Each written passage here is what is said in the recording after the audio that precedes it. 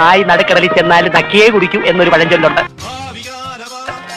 നായിക്കോലം കെട്ടിയാ കുറയ്ക്കണമെന്നുണ്ട് പഴഞ്ചൊല്ല്. നായിന്റെ മോനെ നായേന്ന് വിളിച്ച നായിക്കൊണ്ടോ നാണം എന്നും ഉണ്ടൊരു പഴഞ്ചൊല്ല്. നായിന്റെ മോനെ നായിന്റെ മോനെ എന്നൊരു പഴഞ്ചൊല്ലില്ല. നത്തിന്റെ അച്ഛൻ തന്തയ്ക്ക് പറഞ്ഞോടാ. പിന്നെ തന്തയുടെ പേര് പറഞ്ഞ എന്താ പറയും? ഞാൻ ആരാന്നറിയോ? ദൈവമൊന്നുമല്ല, കരിമ്പായ ആളാ. ആനയെ പേടിക്കാം, ആന പിണ്ടത്തെ പേടിക്കാൻ പറ്റില്ല. നിന്നെ ഞാൻ എടുത്തോളാം, എടുക്കണ്ട, ഞാൻ നടന്നോളാം.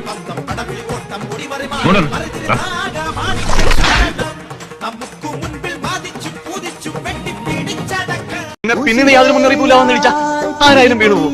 പിന്നെ അടിക്കാൻ വരുന്ന നോട്ടീസ് മുന്നറിയിപ്പൊക്കെ തന്നിട്ടല്ലേ അടിക്കാൻ വരും. ഇവിടെ പിന്നീന്ന് വരുന്ന അടി എങ്ങനെ തടുക്കേണ്ടതെന്ന് ഞാൻ നിനക്ക് പഠിപ്പിച്ചു തന്നിട്ടില്ലേ?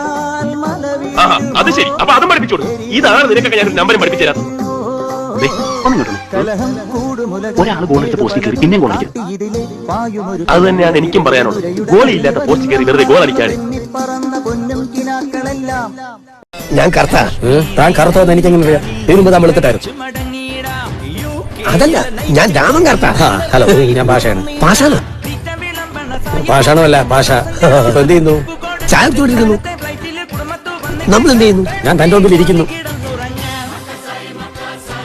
ഈ പ്രേമം യഥാർത്ഥമാണോ അല്ലയോ എന്നറിഞ്ഞാൽ എനിക്ക് കൃത്യമായിട്ട് മറുപടി പറയാമായിരുന്നു. യാഥാർത്ഥ്യമാണ്. പറിച്ചു നട്ടാലും പറങ്കി മാങ്ങാ പോലെ മുളച്ചു പൊങ്ങുന്ന അപൂർവ സാഗര സംഗമം. മാട്ടി കഴുകണ മോനെ, കൂട്ടി കോടലുമാല ഞാൻ പുറത്തെടുക്കും എന്നവളുടെ അച്ഛൻ പറഞ്ഞാലും പിന്മാറാതെ പിടിച്ചു നിൽക്കാൻ സാറിന് ധൈര്യമുണ്ടോ? ഉണ്ടടാ പട്ടി എന്നൊന്നും സംസ്കാരമില്ലാത്ത രീതിയിൽ ഞാൻ മറുപടി പറയില്ല. പരമാവധി ശ്രമിക്കും. പരാജയപ്പെട്ടാൽ ഏതെങ്കിലും കടാപ്പുറത്ത് പോയി പാടി പാടി മരിക്കും.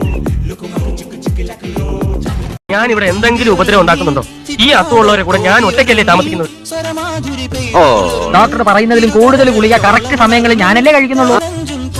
അതെ അതെ, ഡോക്ടർ പുറത്തു പോകുമ്പോ ഞാൻ രോഗികളെ ചികിത്സിച്ച് സഹായിക്കുന്നില്ലേ? ഉണ്ടുണ്ട്, ഇതൊക്കെ തന്നെയാ ഇതിന്റെ ലക്ഷണം.